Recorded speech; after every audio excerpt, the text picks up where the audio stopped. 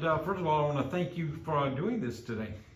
Yes, sir. Thank you so much. I mentioned to you before that we would definitely talk before we left, and as always, with anybody that knows me, we'll definitely keep our word to that.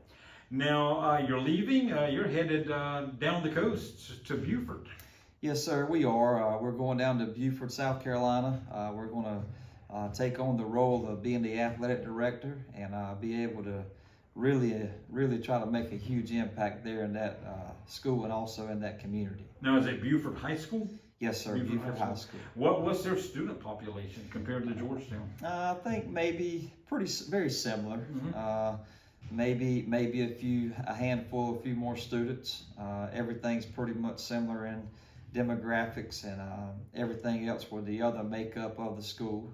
So, you know, Buford will be moving up to the 4A classification next year, but definitely one of the smaller ones in that classification. But numbers-wise, everything's about the same. Now, as the athletic director at that school, how many different sports will you have to balance? Oh boy, quite a few more. You know,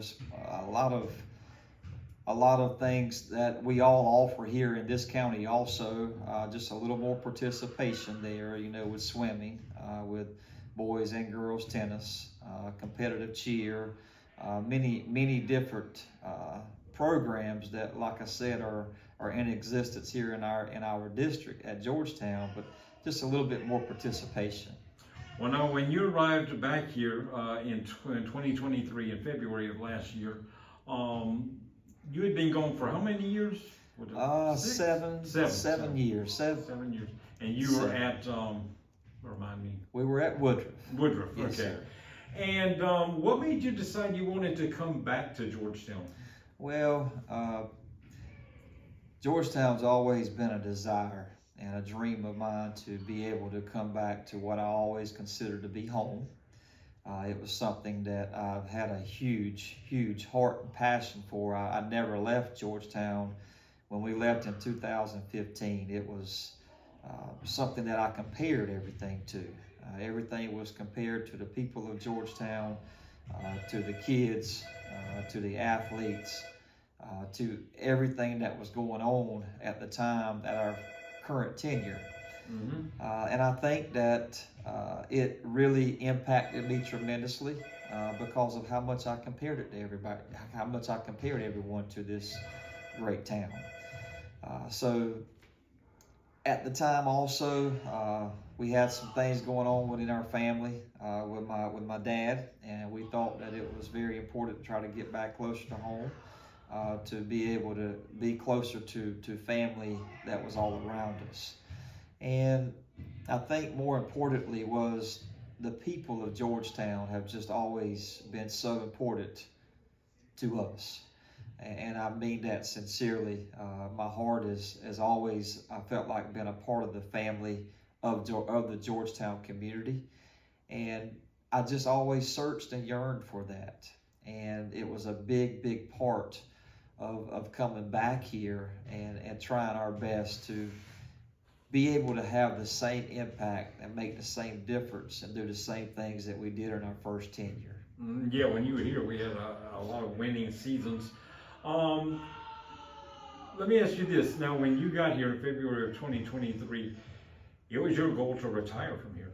Yes, sir. It was my goal. I've never had any plans ever to leave Georgetown. My wife and I we bought a very nice home from a very nice family. We were definitely planning to lay roots and do everything that we could to make this our last stop when it came to, you know, being as far as the coaching world was concerned. That was our ultimate goal and plan. So what happened in the one season of football that changed that?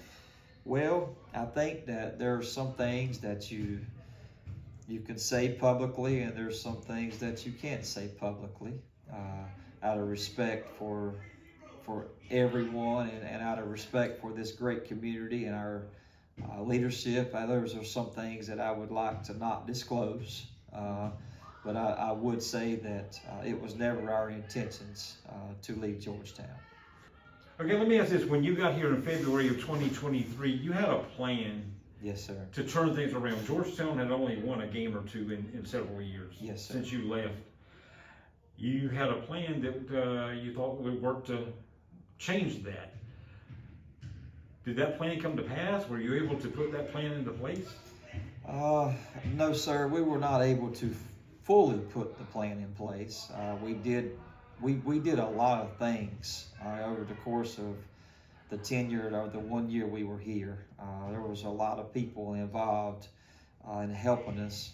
Michael Johnson with facilities and the administration here at our school and at the district office was on board with helping us move some facilities and things around to give us more access to making kids bigger, faster, and stronger, which I think is something that we've definitely done within this year. And I think that we've been able to set the facilities up to be able to have a better strength and conditioning and weight program throughout the day, and also to be able to house more athletes at the same time in the strength and conditioning department.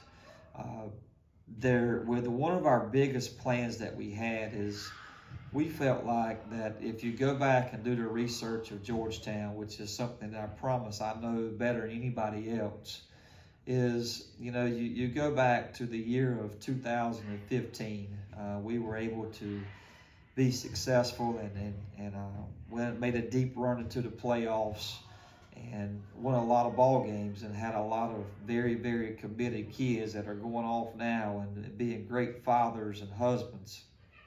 And if you look from that tenure of 2016, I believe Georgetown won 7 ball games, but after that, some different ways or things that came into place, I think really shaped and molded the impact of the program, along with COVID coming into play.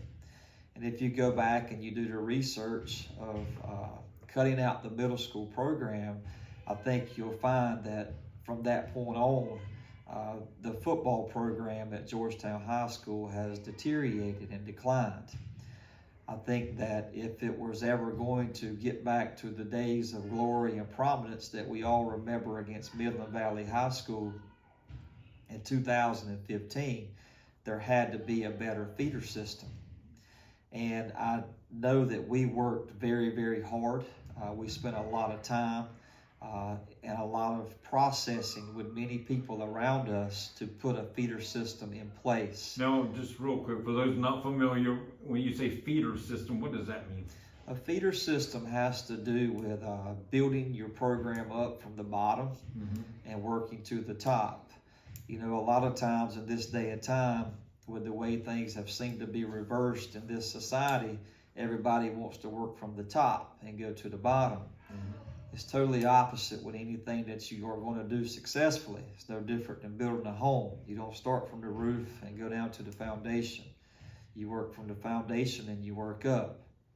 So that's what we mean by that. And I think it really has had a big damper on the football program here, and I think it's also had a little bit of a damper on some of our other programs. And this is something that I've spoke vocally about to many or numerous people over the course of the last year we were here. So the feeder system that you're talking about, we need to get a better program in the middle school. Is that what you're saying? Middle school areas? Yes, sir. To create the players to move up to the high school? That's correct, sir. I think if you were to go do your research, and thankfully I'm very blessed that I've been in many different areas of this state, been in some hotbeds of football over the course of the last 10 years of my previous places that I worked, and there are very few 3A high schools, 4A or higher that do not have a middle school program. And I think that if you're ever going to become successful, you're going to have that.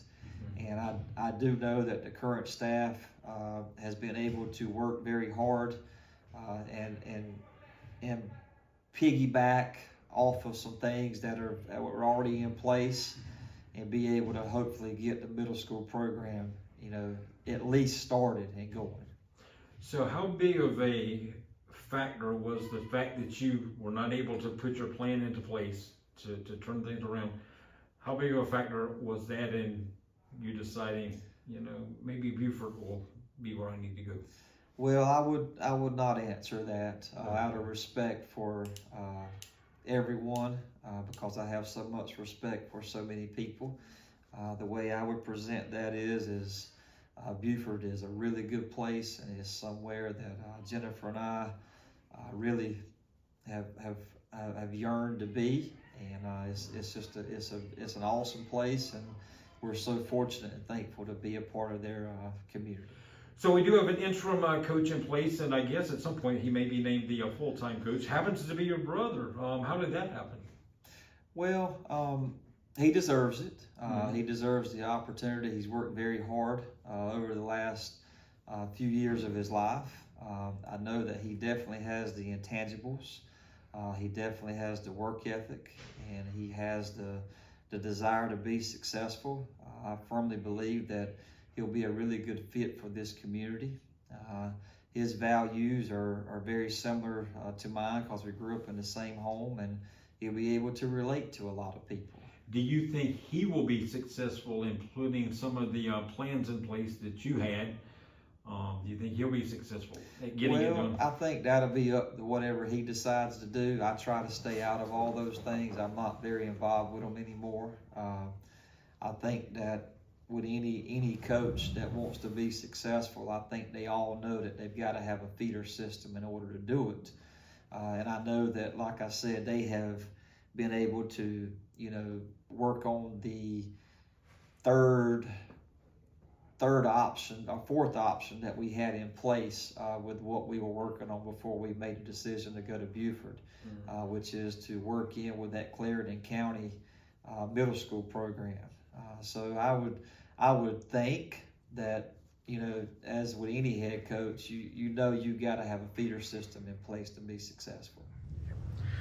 Let me ask this. I know, your year back, there was not a lot in the W columns this year, but is that always the most important thing? I mean, I know a good coach, and I think of Dabo Swinney when I think of this, is, you hear him say all the time, yeah, winning is nice, but building character, building good people, making sure that they're good husbands later on, making sure they're good workers later on in life. That's what's also very important when it comes to football. Do you follow that philosophy? Yes, sir, no doubt. That is the part that I missed the most about Georgetown. When we left, being in the upstate, which is a hotbed of football, a lot of the things up there was a lot about winning, and you had to produce. If you didn't produce at a high level, you were definitely getting called into the office with administration, sometimes a good bit. And here in Georgetown, we had a relationship with the community and with the kids to where we were making a difference on the field and off the field. I definitely feel like that's something we did this year. But I think the biggest thing that we all have to understand is that if you're really going to touch lives, you have to have lives in front of you. You have to have bodies in front of you. You have to have people in order to be able to touch their lives. When they're not involved with you and when they're not around, it's hard to impact as many people as oftentimes people think. And I think that's one thing that both Jennifer and I have always been known for is being able to impact the lives of those around us. And we have definitely, that is definitely who we are, and that's definitely the most important part of our lives. I also feel that in the society and the world of coaching, it's completely lopsided right now. And the fact that everything seems to be focused so much more on winning in a lot of places, especially at the collegiate and the professional level. And I think that it's trickled down tremendously into the high school ranks. And I think that parents or adults a lot first blame is a lot of times always on the coach. Well, the impact of that is it impacts the kids. And the kids firmly start to believe the same thing. And over the course of time, what you'll notice is if you're struggling, as if Georgetown has been doing over the last few years, that negativity and that constant, criticism, what it does is it does seep into those kids, and they don't want to be a part of it quite as much. And it causes them to miss the whole understanding of what sports is about. Sports is about teaching young people, male and female, about life, about being prompt, being on time, about being a good citizen, and surrounding yourself with good people. And I think oftentimes, we have so many things that go on around us today. Well, my kid has to work, or my kid has to take care of their siblings. And those are all true, accurate statements. But I would ask this, and this would go for anybody: where in this society that we live in can we surround ourselves with really good people, quality men, quality women, that can teach our kids the value of life? I promise you that we're not getting that always at work. Yeah, they're learning the value of working, they're learning the value of making money, but they're not learning the core values of life. And I think that we've lost track of what sports is really about. You have to take the winning and the losing sometimes out of it to get yourself where you need to be. You have to take the criticism of the coaching away, because every time you criticize a coach, I promise you there are young ears hearing it, and you're affecting their lives. And again, you can't make a difference in a life if the life is not in front of you. And I think that's important to know moving forward for anybody. If you want to be successful, you have to have the people around you. And they're not going to be around you with constant negativity and criticism. So, a successful coach not only wins, but they also uplift kids, and they bring glory to them in the public and through many other different avenues. Anything that you want to say to the community, your fans, your players? Well, when you do things like this, you find out a lot about people, and you realize that there are fans, and there are true loyal people out there. As many of us know in this world, fans they do a good job of being critical, and that's their roles. But then you do have those loyal people that are really love you, and they really care a lot about you. And there are a lot of those people here. So to the fans, or to the people that really care so much about us, just know that this was never our intentions. This is a special place. I think you all are in very good hands. And man, we love you all. We love this community, and we wish everybody nothing but the best.